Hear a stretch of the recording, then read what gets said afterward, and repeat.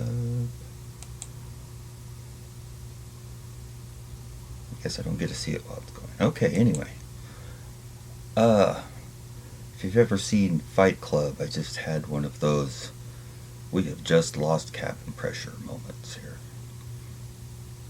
regarding the Morgans and their melons, the Morgellons. I've thought for a long time that it had all the qualities of a mold, fungus, the fine, thread fiber, Morgellons hairs, growth, the fact they're white and silver, the color of the metals, and a lot of it stemmed from something I heard in the 80s when I was a teenager. It probably would have been about 80, I don't know, 85 or 86, somewhere around there. I remember something, I think it was in maybe Omni magazine even, about how molds, they could trigger mold to grow with, or no, that's what it was. That was the theory that's the theory that evolved from it. So it was about how the funguses and molds and mushrooms grew in places with no light. And it was that during the day, the sun's energy is flooding everywhere, floodlighting the world. So they called it the cosmic background radiation, or whatever this EMF energy is that exists when you look up at the stars and when they take readings, of that energy. That's the light that the mushrooms grow on, basically. So the sun has enough power to, negate that effect during the day, but once the sun goes down, then the probably higher frequency but less powerful cosmic background radiation it travels through things. That's why it doesn't have to be in direct, exposure to this light. The light basically goes through the house into the ground underneath, and fungus can grow there wherever it goes through everything. That was hard to say. Anyway, so that tells me that it's a frequency, electromagnetic frequency, that is the light, the dark light or whatever, that fungus and molds grow on, or use to grow. That's what makes them grow, or allows them to grow, however you want to look at it. And my theory about this was from the Morgellons symptoms as they came on. I've talked about them a lot of times. They're not as noticeable now, thank God, but the swelling around my wrists and the throbbing, that still does that. It's just not nearly as bad. But the hairs, all the things that go along with the Morgellons. But it was really the hairs and the swelling under the skin and the constant headache and the ringing in my ears that it seemed like fungus, especially the fibers, and then the strands. I would get like cobweb strands or something, so anyway, if molds and funguses can they use EMF to grow, then the fact that we can produce EMF with computers or electronic means. And this has been studied for a long time in think tanks and labs and colleges, I'm sure. Then it seemed to me that if Morgellons was something that was released on the population and intentionally, because let's face it, they don't give a crap about any of us, none of us. The people, if you want to call them people, the entities that seem to be people, that are responsible for these things, like the the agenda of Kimberly T rails, and the rollout of the Five Guys burger franchise. Hey, how's that for some hobo code?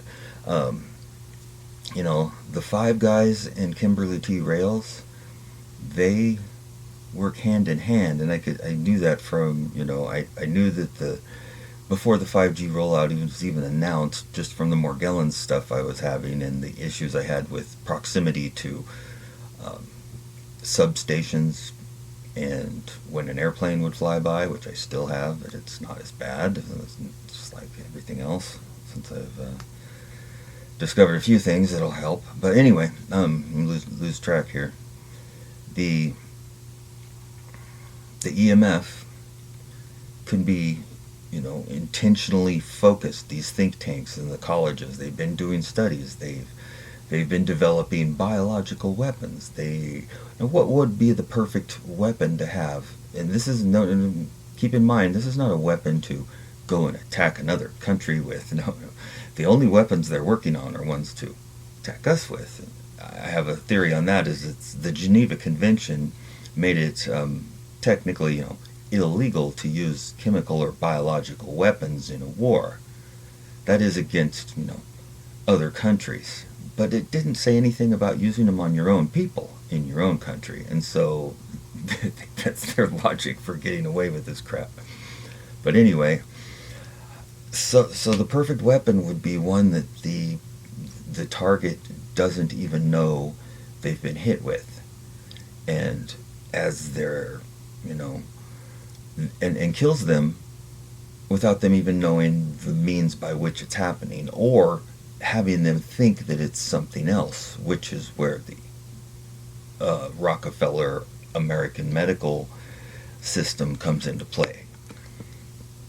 Because, if you really think about it logically, if you have a doctor and a healthcare plan and all that, and you buy into the visualization of the evacuating the scenes of the play, evacuate the scene. If you believe in that sort of stuff, and the whole whatever standard care medicine that we have in the U.S. and Western world, I guess, then you have to believe that your doctor didn't go to any classes about toxicology and knows absolutely nothing about it. Now, if they're trying to learn about health, they might want to notice that, oh gee whiz, Kimberly T rails is absolutely inundated with things that talks in, right? Like a preacher on Saturday night talks in. The toxins are off the chart. So your doctor doesn't know that aluminum oxide is toxic and harmful to living things, and that it contributes to these types of disorders. Turn on your TV, ask your doctor about, which is a whole nother thing to do, the psychological in the background, those commercials over and ask your doctor, programming people to, ask your doctor if you should wipe your butt after taking a crap.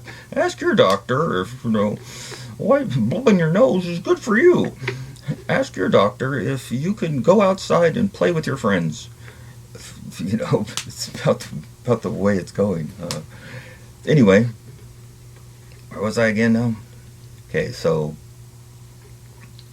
they don't know that this stuff is poisonous to people and causes a known group of problems, which you might call symptoms, and that they're racing for these cures for whatever they're trying to promote as the latest disorder, disease, anything from restless leg syndrome to type 2 diabetes, right? Could be anything. They're trying to find, treatments for, really. They're not trying to find cures, but presumably cures.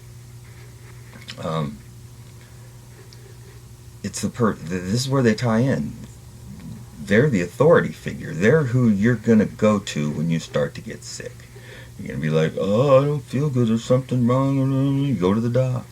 The doctor checks you over, takes your blood, says, well, we're here, maybe we can try this, this ought to help with it, and gives you something or some type of treatment. Generally, it's a prescription, is what they like to, do.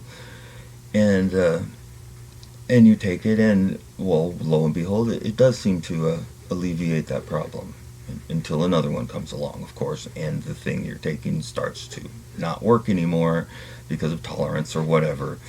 And then probably creates another problem that will come on slowly, and then you'll need to have some other procedure for that. And this gets you tied into the medical system so that you're a controlled, known quantity at that point. And the rest of your days have been mapped out for you. And as long as you stay in that frame of mind and going along with that program, that's what you can expect. And everybody seems to trust their doctor like they're infallible. Like they could never be they could never be bought off, and made to lie or coerced into it. No, they're not. Anyway, so somehow they don't know. The perfect weapon as far as controlling your people, let's face it, unless you're completely, unless you just have no concern whatsoever about, your own fate and future, and if you have no brains at all, then you might think that everything on TV that is said by the government and the healthcare authorities is gospel, but it's not. They lie.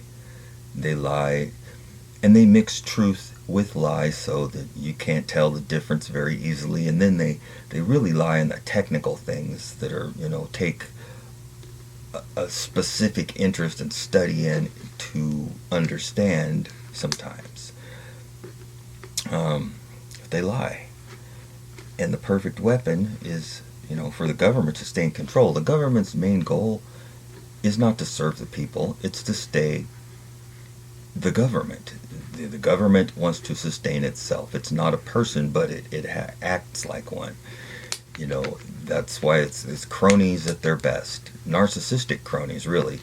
I mean, who's going to gravitate to some position where you get to exercise control and power over a certain group by law, and you're in a hierarchy at that point? Well, the thing is they can all be narcissists, from the lower levels to the higher, because a narcissist will accept the shit that plops down on them from above. They'll accept the hazing and the bad shit they need to do. Excuse me, I'm busy right now. Hey Tom, I'm in the middle of making a video. Can I call you back in a minute?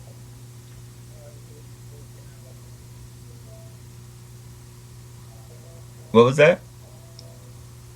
I'll call you back. Yeah, thanks. Tom. Okay, so what was I saying? Government's in the business of keeping government in business. Look at the Clintons and their crime syndicate. Any of them, the Bush family, whatever. The government does not care about the people. Their main goal is controlling the people. That's why government means governing the mind, control of the mind, mental, government, govern mind.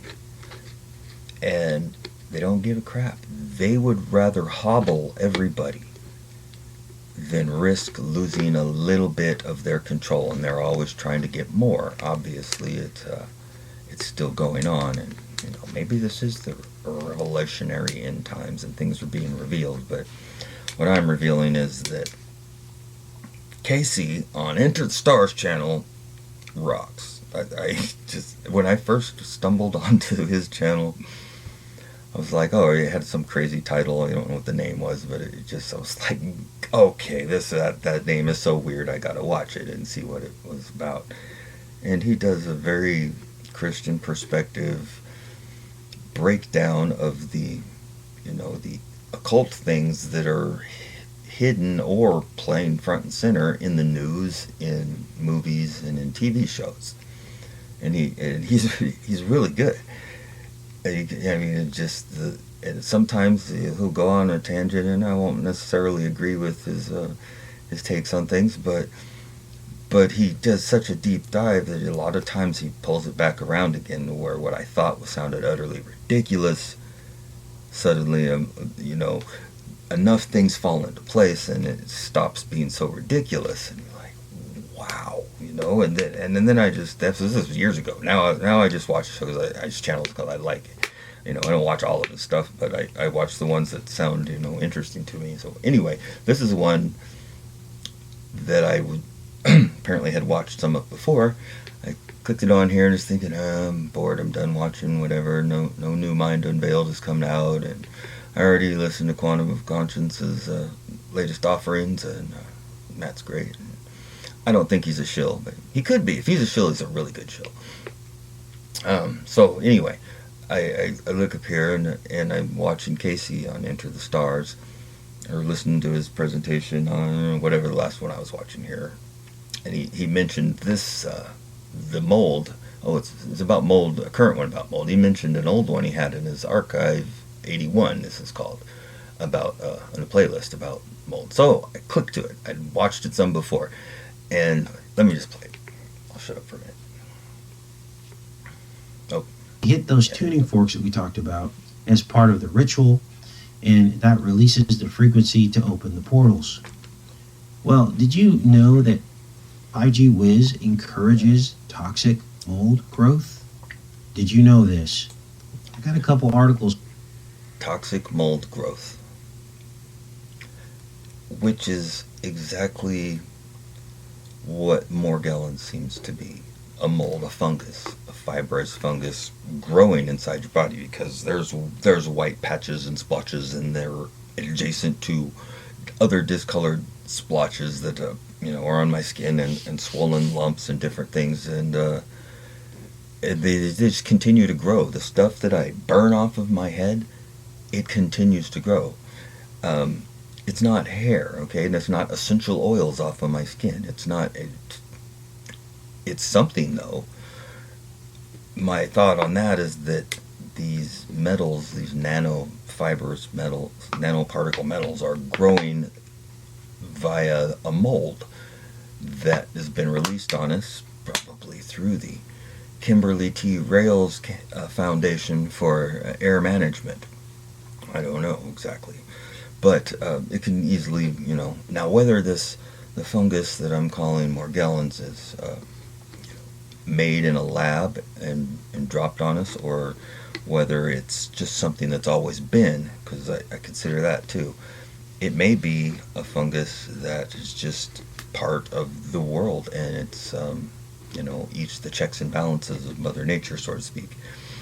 And our modern technical military that never stops looking for ways to kill people, more newer, creative, and sneakier ways, finally came up with this one. They're like, well, everybody has this fungus, they don't even know about it, and it causes them to have the signs of aging. Gray hair, white hair, silver hair, those all metals talking sin inside your body, right? You know what I'm talking about with my hobo code, I hope. This stuff takes over, and they say that your hair loses color and it starts to turn white or gray or whatever, because as you age, the pigment cells get worn out. Basically, they get old and crusty, and they stop making pigment. And I thought about that one time, and I'm like, that doesn't make any sense, because that would imply that aside from the pigment cells in your skin and in your hair, that the actual color of a person's flesh is pure pure stark snow-driven white. Because you see people, they have the giant pure white beard, right? Or their skin will be getting ashy out, white.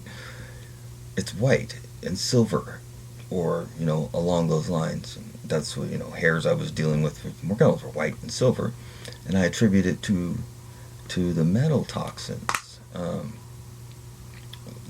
They're being grown via this fungus. Well, fungus may be there forever. It may have been put into the population.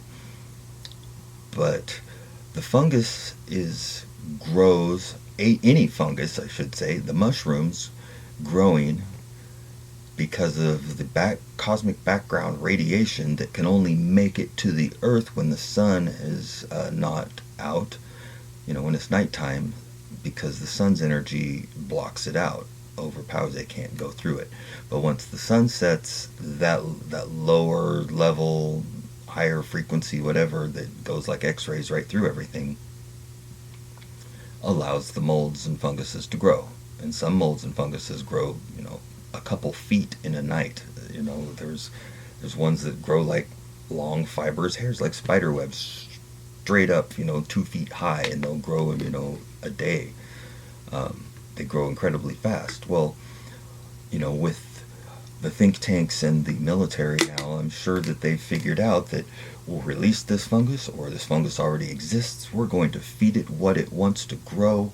The thing we're going to feed it to grow happens to be uniform sized nanoparticles of certain metals made into a gas. The uniform size makes them all antennas. The antennas are very small, so they need an extremely high frequency in order to be made to resonate. And, well, how do we get them in the people? They're not going to willingly line up to get injected, are they? I guess they are, but, how's it going to effectively get in them? Well, we'll just spray it from airplanes on top of them. Won't they say something or do anything about it?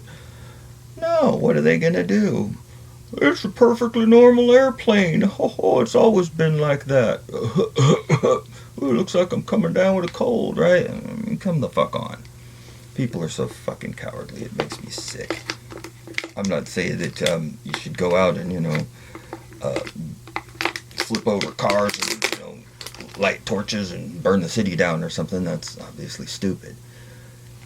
Just to sit on your ass or your hands and just say nothing and try and live in your own delusional fantasy world all the time is unhealthy. Trust me, I know. And I guess that's what people are doing. They're like, oh, well, that's not real. Okay, and then my disorder I have is not a result of being sprayed with something all day and night, every day and night for my entire life. No, it's because this or that. It's because I did drugs, or it's because I got a genetic predisposition, or it's because I live next to this toxic plant. Well, that could probably do it. But, no. It's the poison being sprayed on you 24/7. Get a clue, everybody. Come on. Not you, everybody, but the people out there who want to pretend it's not happening. I guess they don't have children or grandchildren, and they know that, it's just a big conspiracy theory that anything bad's going on, and that the government could be doing, that they shouldn't be doing. That's a big conspiracy theory. You see, those are heroes out there trying to protect us all the time. That's what's going on, because that's what government's for, right? Yeah. Anyway, what do people think? Anyway, okay, back to this. Pulled up here. Mold. And here's a doctor. Many of you have seen this. This is from the Mold Guy website, and he talks about this doctor named Dr. Klinghardt, who discovered a connection between EMF and mold. During his research, he found that EMFs could be responsible for driving certain molds to produce mycotoxins. In other words, electromagnetic fields could be making molds more aggressive and reactive. Now that is exactly what what year would that be? It would be about my 2016. So yeah, that's about when I came up with this idea that this must be a fungus, it must be a mold, because I remembered that article about mold being grown with cosmic background radiation, and so I knew that it was possible to stimulate the growth of a fungus because of that article I happened to read when I was a teenager, right? And I didn't have any evidence, other than that. I don't know where the article is, and then it would just be making the assumption that the two things could connect. Well, here's the connection. And it just like I had a lost cabin pressure. Like, woo, hold on. And all the tumblers fell into place of what I've been looking for. And then here's another source who says the same thing. Doesn't help. This is moldhelpforyou.com, and they say the exact same thing. Mycotoxins. In other words, electromagnetic fields could be making molds more aggressive and reactive. So I wanted to see if Dr. Klinghardt had been fact-checked. And in fact, he has not. I typed in Klinghardt mold fact check, and nobody's fact checked this guy. So his findings seem to be legit. So think of the implications of that. We're now surrounded by gee-whiz towers all over the place. Gee-whiz. And I'm starting to see a phenomenon occur, and I don't know if you guys have as well, that this mold is growing out of control. Growing in places where it didn't used to grow, in cities that it didn't used to grow. And this may all be part of some kind of massive bioweapon. Gee. Yeah. 2023. 6 years ago, right? Yeah, 6 years ago. I was a little ahead of the curve on that one.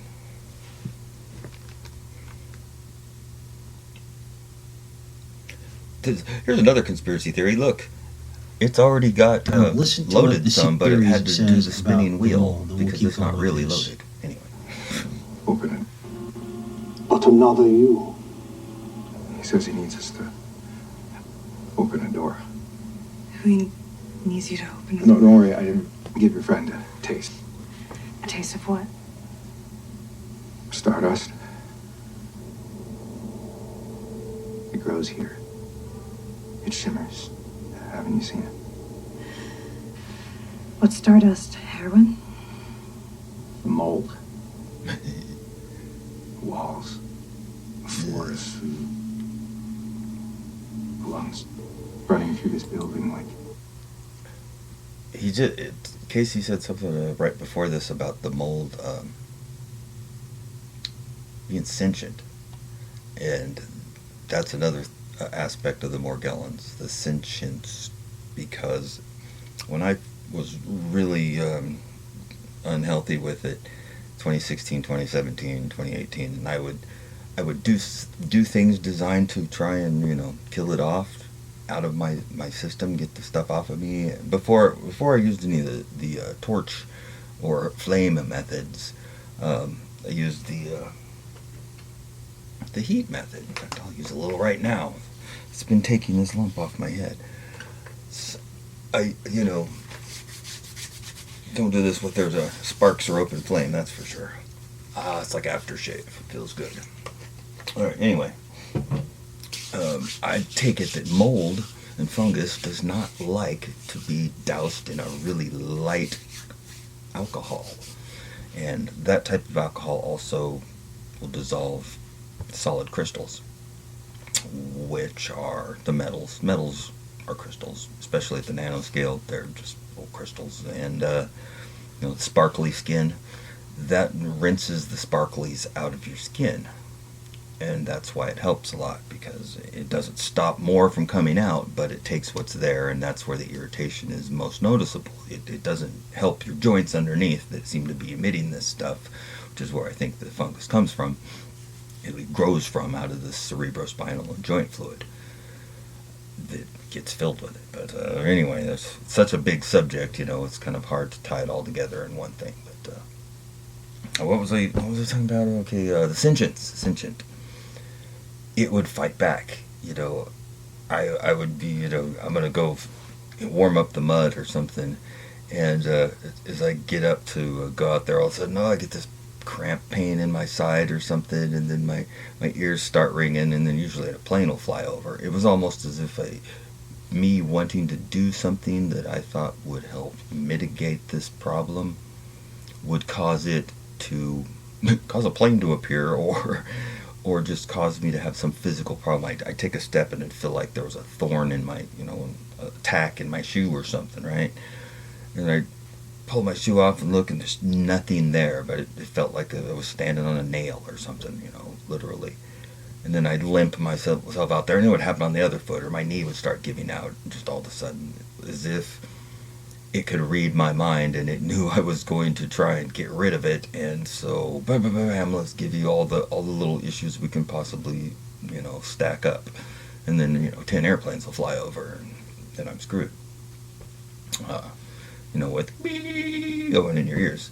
So anyway, sentience, it just seems sentient, which is strange. Maybe what it could, can a mycelium network of a fungus be considered a nervous system? Because the mycelium is made with, what is it, keratin?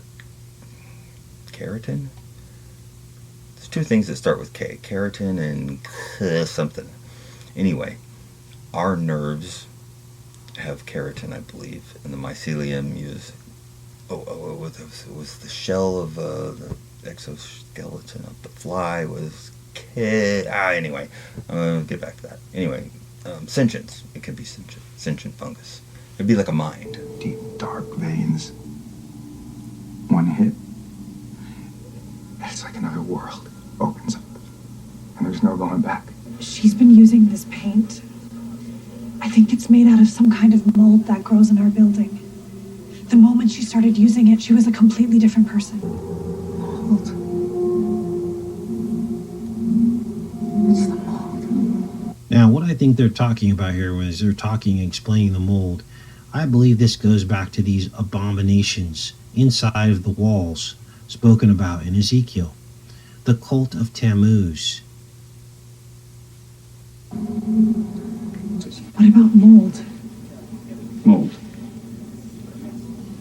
It's possible ingesting or breathing a neurotoxic mold could cause hallucinations or other kinds of neurological I damage. get you. So the mold infects, it opens the victim up to possession as well as, spiritual attack.